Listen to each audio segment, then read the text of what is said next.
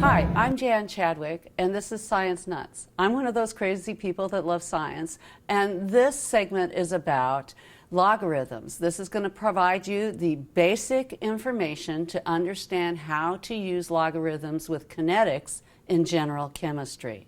Anytime you have something with exponential growth or some sort of exponential dependence, it's useful to apply the properties of logarithms to express the equation as a linear equation in order to graph the data. That means that you can use large sums of data and large numbers and kind of reduce them down using logarithms. That's one of the reasons you use them.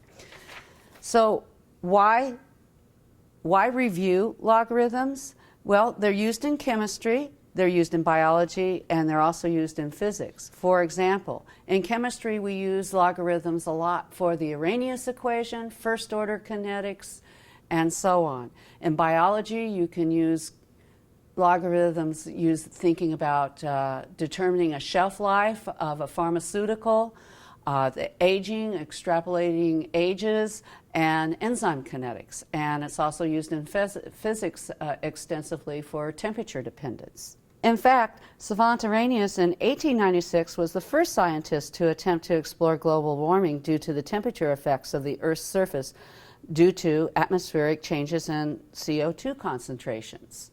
And he had to use logarithms to do this. So how do we manipulate logarithms in a science course?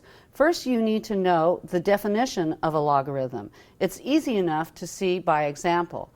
If b raised to the y power is equal to x, something like 10 squared is equal to 100, then the log to the base 10 of 100 is 2. b is considered the base of the logarithm. As examples, again, log to the base 10 of 100 is 2 because 10 squared is 100. Log to the base 2 of 8 is 3. In other words, if I take 2 times 2 times 2, or 2 cubed, that's equal to 8. So the log to the base 2 of 8 is 3. Something that's a little bit more difficult to understand is natural logs. The log of 8 is equal to 2.07944, and you usually use a calculator to determine those. What usually gives students difficulty is the inverse rule, and this is the important rule for kinetics. In the inverse rule, we already know that the log to base 10 of 100 is 2. Then the inverse tells us that 2 squared is 100. That makes a lot of sense.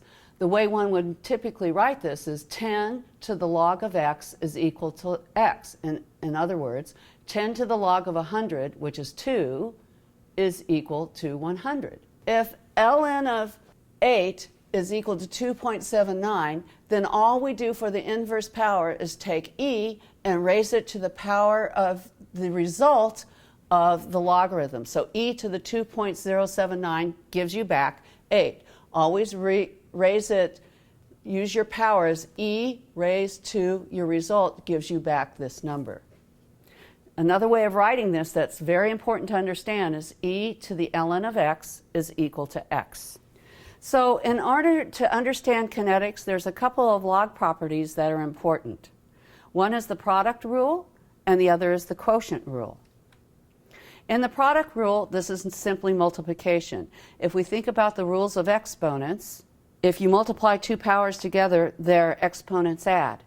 If you multiply two numbers together and take the log of the two numbers, then the logarithms add. So this is a multiplication of logs that gives you a result as a sum of each of the logs that you multiplied together. Just remember that all of these log properties apply the same way regardless of the base. So you can do this also with natural logs. In the quotient rule, another fancy way of saying division, the quotient rule is a rule for taking the log of two numbers that are divided.